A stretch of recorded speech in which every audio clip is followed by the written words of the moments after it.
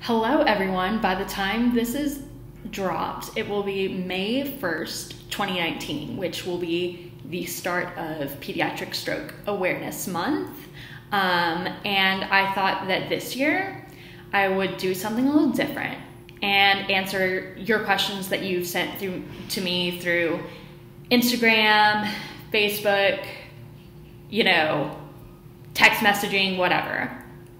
Disclaimer, I am not a YouTuber at all, any sort of that kind of thing. I don't really do videos often, but I thought this would be a really cool, interesting thing to do, to mix things up a little bit from what I've done in the past for Pediatric Stroke Month. So I will be answering the questions that people have sent in to me, and here we go. I have to pull these up, I'm sorry. Let me do that real quick. Ooh, my phone will lock. Okay. So the first one, and I'm going to answer these in no particular order, and I know who asked the questions, but I'm not gonna say just to make it a little bit more fun. But if you ask this question, then you'll know that you did, obviously. Okay, the first question is, what exactly is a stroke in layman's terms? Okay, disclaimer. I did not study any of this. I am not a doctor. I literally can Google this stuff and just go off what that tells me. But a stroke is basically when you have, a disruption in your brain, whether that is a loss of oxygen or bleeding. It can be either. And sometimes, with pediatric stroke survivors or maybe older stroke survivors, you can't necessarily distinguish which one it was. I don't know how that works, how early you can tell or how late you can tell, or if you can't tell at all. I don't know the specifics, but if you do, definitely hit me up in the comments and correct me. But anyway, I think that you can maybe tell in some cases, and again, maybe not. Mine personally was because of bleeding on the brain before I was born, which, yes, it can happen. I think the statistic is 1 in 2,700 babies are born stroke survivors or something like that. It's somewhere in there. But yeah, no, it can happen at any age, whether it's, you're unborn or you were born 2 days ago, or I know with Luke Perry, I believe it was, recently died of a stroke at 52, and that kind of got the media all into, oh, can this happen to a healthy 52-year-old? Yes, it can, it does. We need to be more, cognizant of the fact that it can happen at any age, and we need to know those fast, signs, the facial drooping, the arm, the slurred speech, and then it's time to call 911. So that's what that is. That's that acronym. So, I always tell people, remember that, because you don't know when you will have to use that. But okay. So answered that question, and then there is a second question I want to answer, and it says, do you have warned future issues because of your stroke, like you're likely to develop them later as you age? Great question. Yes, but it doesn't affect the physical aspects of the stroke, if you will, more so than the visual aspect. So oftentimes with kids or adults who have strokes, they have vision loss as a result. I'm one of them. If you know me really well at all, you'll hear me joke about it probably 98% of the time, and that's just that's just me. But yeah, so I have been legally blind for my 23, almost 24 years of life, which, to go further into the definitions that I know that may or may not be right, whatever, that's 20 over 200 in the United States. I think Great Britain and the UK does it differently, the system, but that's what I was born with as far as vision. It's gotten better over the past 23 years, where I am now what they consider moderately visually impaired, but I still claim the legally blind status because it's easier to explain than going into, like there are different degrees of vision and vision loss, which, not to undermine the medical community at all, there are, obviously, but it's just easier for me to explain to people in that way. But so, yeah, no, the majority of the issues that I've been warned about prior to, to now are like, hey, like when you're 40, 50, 60, then like you might have to be dealing with this at some point, like macular degeneration where, part of your eye just kind of like deteriorates as you age. And, of course this can happen to anybody. But I think that maybe with the stroke affecting my vision, my, vision caretakers or, ophthalmologists, as the medical community calls them, are a bit more concerned about that happening to me earlier than a normal, onset for that kind of thing would be. So that's probably the root of those concerns, but they are definitely there. Let's see. I have another one on Instagram, so we're gonna do that one first before I get into the text message ones. And I would go here. Sorry about this, guys. And oh my gosh, there it is. Okay. So this person says, I guess my question is, how has your daily life changed due to your stroke? Well, it hasn't. It's really been the same for, again, 23 years, like getting up and doing my thing or whatever. But, of course, sorry guys, I had an itch. Of course, it's like, you have to learn these skills. You have to learn how to brush your teeth on your own. You have to learn how to get dressed on your own. You have to learn how to, like walk and stuff like that. So it's, it's been a cultivation of that learning curve, if you will, which happened mostly as a kid. Of course, I'm still learning how to do things like putting on makeup, mascara, lipstick, that sort of thing. Like I learned that a few years ago. But it's really a cultivation of this learning curve that you just build onto, and, then you figure out what works for you and what doesn't. So it really hasn't changed at all. Like it's just been the way that I've known it to be for my entire life. She has another question here, or actually she has two. If you could live life without your stroke, would you do that? I don't know, like maybe. But again, I haven't known anything differently. Going back to the learning curve I was talking about earlier, it's been 23, almost 24 years. So I think it would be interesting to do that for maybe a day. And, maybe after that hypothetical day, I would be able to answer that question. But for right now, I don't know. I guess it depends on, so many different things. But of course, I probably have thought about this, growing up and being maybe, especially in high school, where, I was around my able-bodied peers and being like, oh, like, she got asked to prom, or, like they're going on a date or something like that. Oh, I wish I could do that sort of thing, which, I had a really tough time during high school, emotionally, and, kind of accepting myself and all that. And if you knew me in high school, like you can speak to that too.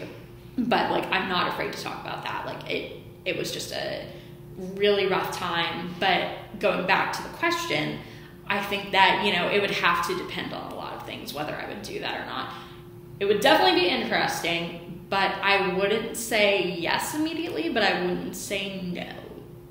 As we're taught in law school, the right answer every time is it depends.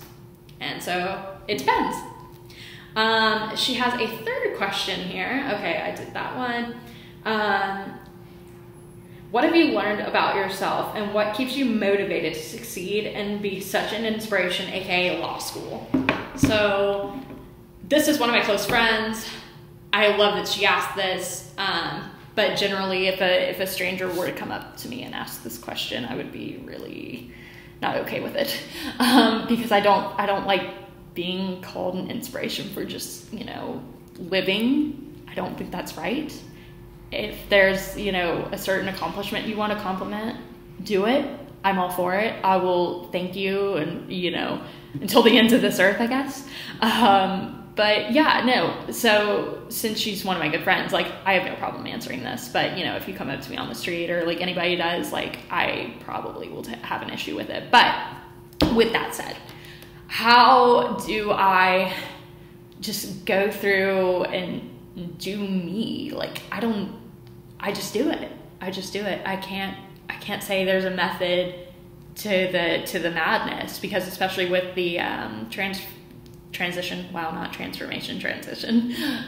transition to law school and moving to Charleston by myself, and, you know, getting back into the academic, like, vibe. I think that, you know, it's really, again, going back to the learning curve thing. It's just been a learning curve, and that's, you know, I've had my ups and downs. Like, it's been a crazy semester.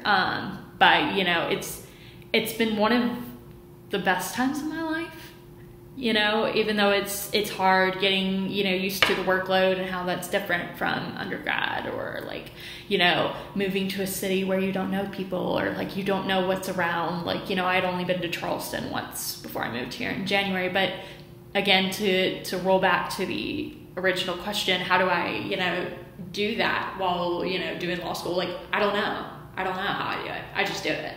Like, I don't think that there's really any method to it. You know, you just have to find what works for you to do that kind of thing. And I think that's really been one of the coolest things about moving to Charleston, you know, where now in April, you know, while I'm recording this, like, I have a really good, you know, friend group that is including law school friends and friends from high school that I've reconnected with, and, like, childhood friends who live here, and, like, friends I've just met who are friends with my older brother, you know, that kind of thing. So it's been an interesting 3-month journey that will probably be, I don't know, maybe the next 3 years, the rest of my life. I love it here, and, you know, Charleston's just a great place for me to live. It's the perfect size city for me. Okay, but anyway, much love, CHS. Love ya. Okay, I have some other questions on Instagram. Hold on. It is under my story highlights. Okay. Answered that one. Oh, okay. No, never mind. I thought I did. Never mind. I thought I had one more. Okay. So these next questions come from text messages that I've gotten, all from one really good friend of mine, but she's got like 5 of them here.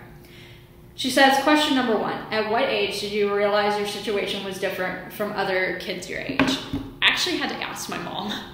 That question, because I didn't know precisely what age I realized I was different, but I think, you know, she said 5 or 6. So we're going to go with like the kindergarten age, where like I was on the older end for my grade. Birthday's in July, so I was held back a year. Like, I didn't go to school for that year. Like, I wasn't held back, but I didn't go to school for that year, so I entered on the younger grade. But I've always been on the older end for that grade, if that makes sense.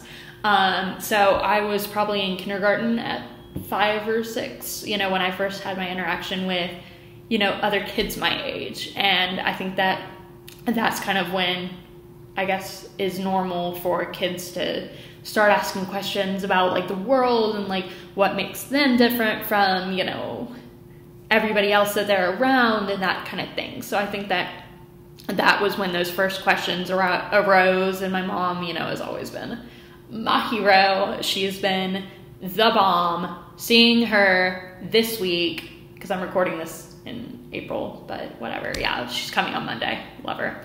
But anyway, so I think that, you know, when I went up to ask her, like, hey, like, what makes me different from, like, my friend Natalie, who I knew in kindergarten, or, like, you know, like, my other friends, she was really honest about it and told me the story and, you know, stuff like that. So that is when I really kind of registered that, oh, okay, like I do things differently from other kids. And going through elementary, middle, and high school, I never really had a problem with other kids, you know, picking on me because of that.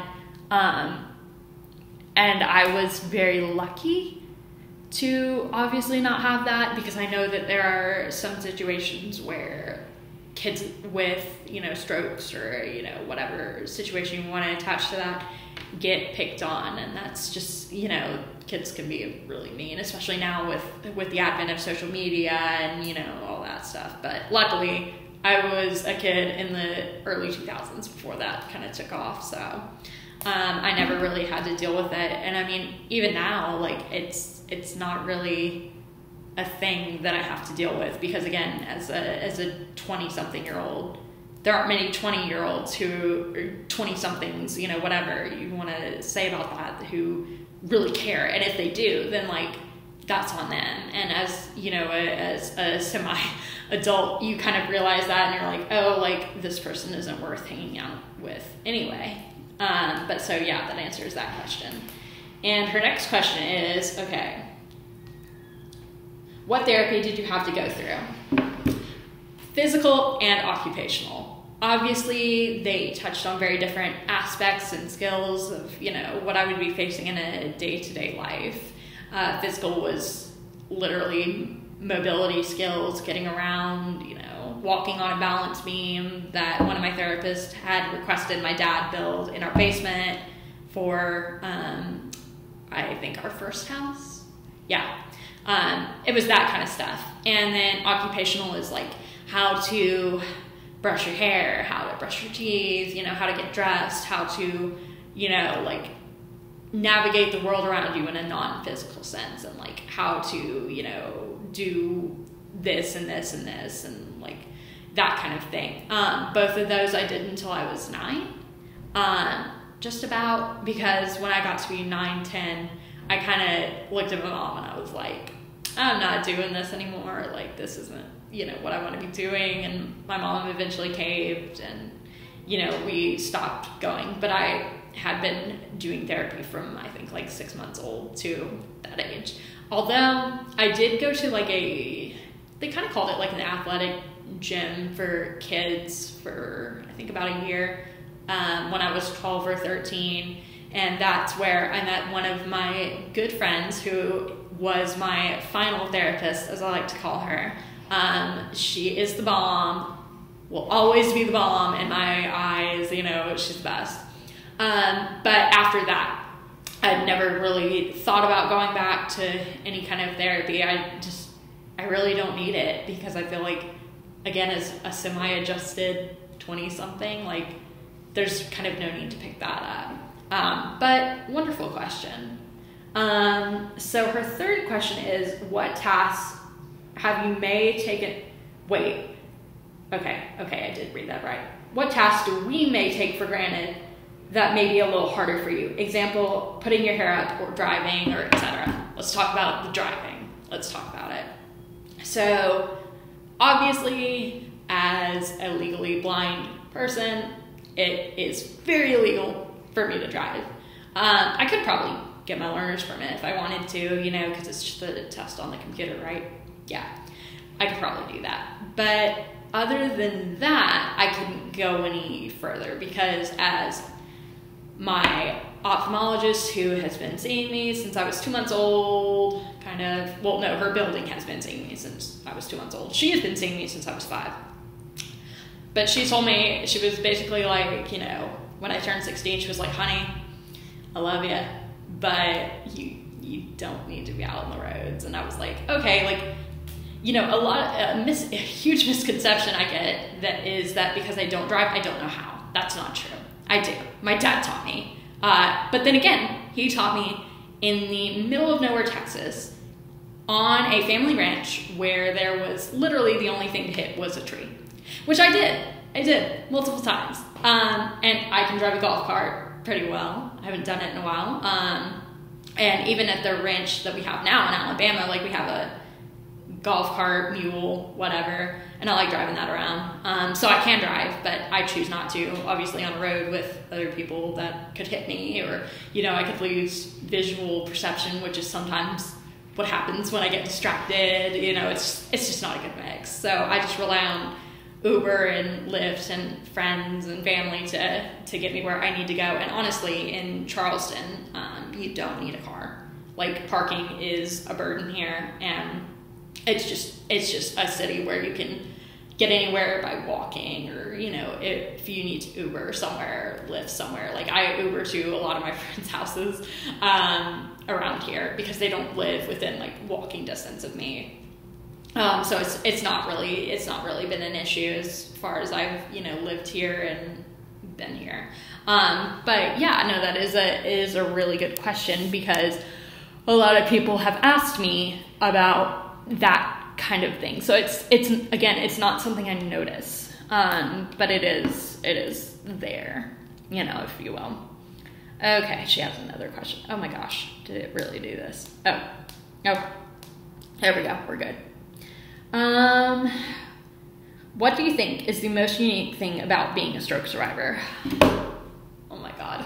I think seeing the world differently in a way that, you know, you live in this world that wasn't made for you to live in. And I know that sounds horrible, but that's just the truth. Like, you know, this world was meant for people with two hands, people with, you know, like perfectly sighted people, whatever you want to, you know, whatever label you want to attach to that. And so the fact that you are doing whatever, whether it's working, going to school, you know, as a person who doesn't fit that mold, I think that's really, really cool. Like, you know, you're doing you're, you know, doing your own thing, you have your own goals and, you know, aspirations and stuff like that. And you're making it work. You know, you may have some method to the madness, maybe not. I know I don't. But you make it work somehow. And it's really cool to be able to see those people who, you know, are just like, you know, like, I think I'm gonna do it. I'm gonna do it. You know, a lot of people say I couldn't do it. A lot of people, you know, are like skeptical if I can do it. I'm gonna show them that I can do it. And, you know, that's kind of how my parents raised me. And it was a great way to be raised, because, you know, being raised by parents who, you know, don't limit me and, you know, don't compare me to my two able-bodied brothers and like the physical aspects of what you can and cannot do. Like, you know, both my brothers learned to drive, so did I. Both my brothers did chores around the house, so did I. Both my brothers, you know, played sports, so did I, you know, until I quit. Yeah, not an athlete, but that kind of thing where it's like, you know, you're living in this world that is not made for you. And if you have a support system that is as great as the one I have, then it really doesn't make a difference. And, you know, I don't know.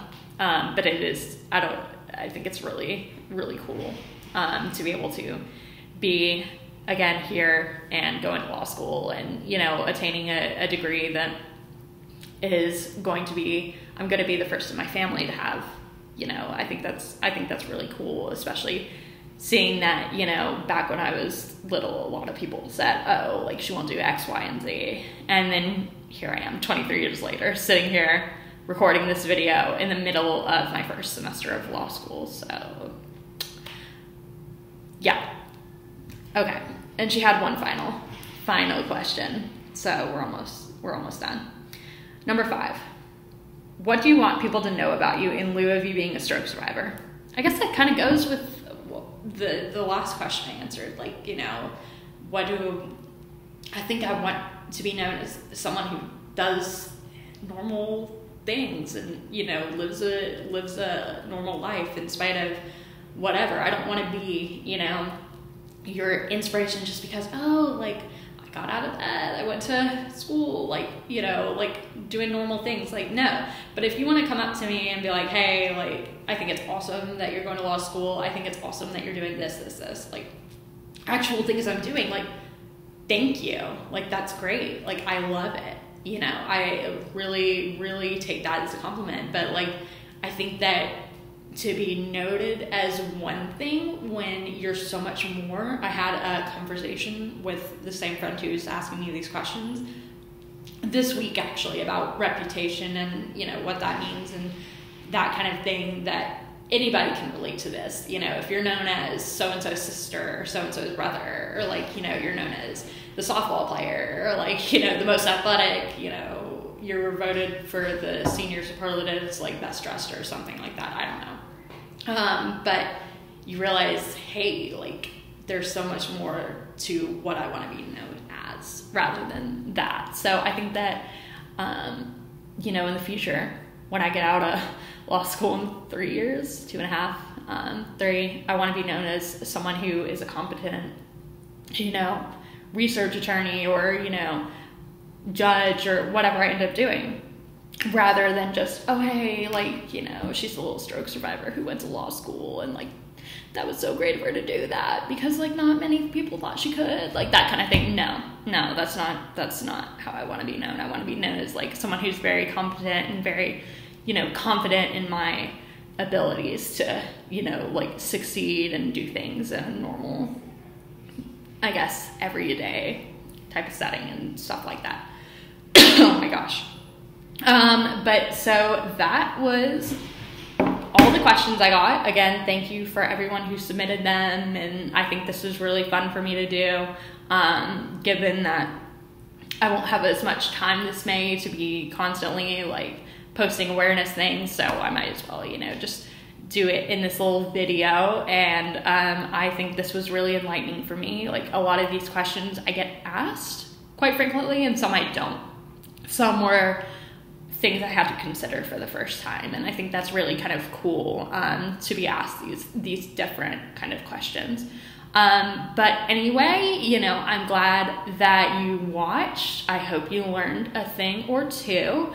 Have a happy May. I will be cramming and studying for finals, and I hope those go well. So everybody who's supported me in the past and still continues to do so, much love. Okay. And peace out. Yeah.